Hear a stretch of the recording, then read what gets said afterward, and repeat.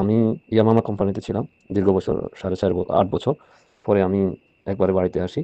পরে আমি পাসপোর্টের নাম্বার চেঞ্জ আব্দুল ওহাবের মধ্যে শুধু ওহাব দিয়ে ভুলে আমার এই পাসপোর্টে শুধু ওহাব নামে আমি এয়ারপোর্ট থেকে রিটার্ন আসি।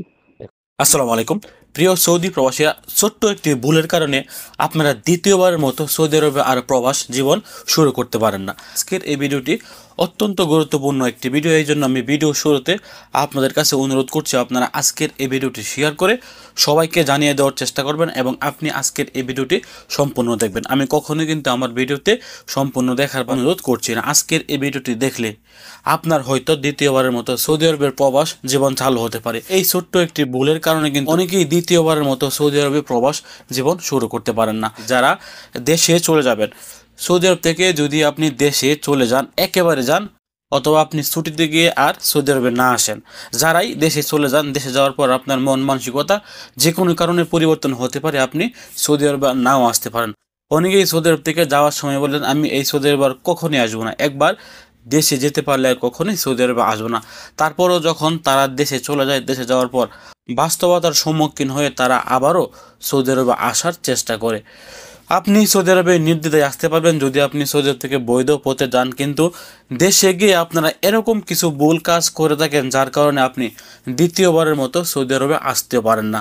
আপনাকে সৌদি এয়ারপোর্ট থেকে দেশে ফেরত পাঠানো হয়। আপনারা ভিডিও শুরুতে ছোট্ট একটি ভয়েস শুনতে পেরেছেন। এই ভাইটি দেশে যাওয়ার পর সে তার পাসপোর্টের মধ্যে কিছুটা পরিবর্তন করেছেন। অনেকেই এই ভুলটি করে থাকেন। দেখেন, আপনি আগে সৌদি আরবে ছিলেন, আপনি আবার পুনরায় সৌদি আরবে আসতে চাচ্ছেন। আপনি সৌদি আরব থেকে ফাইনাল এক্সিট নিয়ে দেশে চলে গেছেন, অথবা আপনি ছুটিতে গিয়ে আর সৌদি আরবে ফেরত আসেননি, আপনি অনেক বছর পর আবার সৌদি আরবে আসতে চাচ্ছেন। আপনি যদি সৌদি আরবে আসতে চান, তাহলে আপনি সৌদি আরবে যখন ছিলেন তখন আপনার পাসপোর্টের মধ্যে যে তথ্যগুলো ছিল হুবহুব সেম টু সেমভাবে আপনি যদি আবার নতুন পাসপোর্ট করেন, ওই পাসপোর্টের মধ্যে আপনার তথ্য থাকতে হবে। অনেকেই এখন দেশে গেলে আপনারা আপনাদের ভোটার আইডির সাথে মিল রেখে পাসপোর্ট করেন। ভোটার আইডির সাথে মিল রেখে পাসপোর্ট করার ক্ষেত্রে আপনাদের আগের পাসপোর্টে, যখন আপনারা সৌদি আরবে ছিলেন, আগের পাসপোর্টের মধ্যে আপনাদের যে তথ্য ছিল আপনাদের পরবর্তী পাসপোর্টে ওই তথ্য কোনো প্রকার মিলে না। কোনো প্রকার তথ্য না মেলার কারণে আপনারা যখন সৌদি আরবের ভিসা কিনে সৌদিতে আসার পর সৌদি এয়ারপোর্ট কর্তৃপক্ষ যখন চেক করে যে আপনার আগের পাসপোর্টের মধ্যে এক তথ্য ছিল, কিন্তু আপনি আবার নতুন পাসপোর্ট দিয়ে সৌদি আরবে আসার পর আপনার অনেক কিছু গরমিল আছে, অনেক কিছু ব্যবধান আছে, আপনার আগের নাম বা আপনার পরবর্তী পাসপোর্টের নাম কোনো কিছু মিলতেছে না। দেখেন, আমরা সবসময় আপনাদেরকে বলি আপনারা যদি সৌদি আরবে আবার দ্বিতীয়বারের মতো আসার চেষ্টা করেন, তাহলে আপনারা দেশে গিয়ে যে পাসপোর্টটি বানাবেন, দয়া করে ওই পাসপোর্টটি আপনার আগের যে পাসপোর্টটি ছিল ওই পাসপোর্টের সাথে 100% মিল রেখে বানাবেন। তা না হলে আপনি দ্বিতীয়বার সৌদি আরবে আসতে গেলে আপনাকে এয়ারপোর্ট থেকে ফেরত পাঠাতে পারে। তো আজকের এই ভিডিওটি শেয়ার করে সবাইকে জানিয়ে দেওয়ার চেষ্টা করবেন, কোন ব্যক্তি যদি সৌদি আরব থেকে দেশে গিয়ে থাকেন, দেশে যাওয়ার পর আপনি পাসপোর্ট যদি সংশোধন করেন, তাহলে আপনি ভুলেও আপনার আগের পাসপোর্টের সাথে গরমিল করবেন না। আগের পাসপোর্ট ঠিক রেখে আপনি বর্তমানে নতুন পাসপোর্ট করবেন। অনেকে আছেন আগের পাসপোর্টের মধ্যে অনেক রকমের ভুল আছে, বাবা মায়ের নামে ভুল আছে, নিজের নামে ভুল আছে, এলাকার নামে ভুল আছে। আপনি যদি দ্বিতীয়বার আবারও সৌদি আরবে আসতে চান, তাহলে আপনার ওই পাসপোর্টের মধ্যে যেমন তথ্য ছিল আপনি আবার ওই তথ্য দিয়েই আপনার পাসপোর্ট বানাবেন। তা না হলে আপনি সৌদি আরবে কখনোই আর দ্বিতীয়বার আসতে পারবেন না।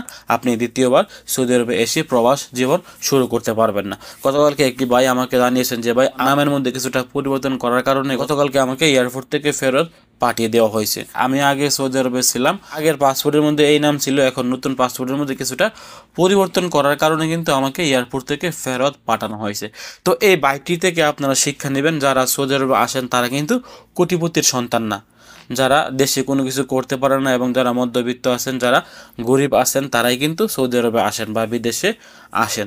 সেক্ষেত্রে যদি আপনি 5 লাখ 4 লাখ টাকা খরচ করে আপনি একটি ভিসা কিনে সৌদিতে আসার চেষ্টা করেন আর আপনি সৌদি আরব এয়ারপোর্ট থেকে ফেরত যান, তাহলে কিন্তু আপনার হাতে যে সামান্য একটি সম্বল ছিল ওইটাও কিন্তু আপনি হারিয়ে ফেলবেন।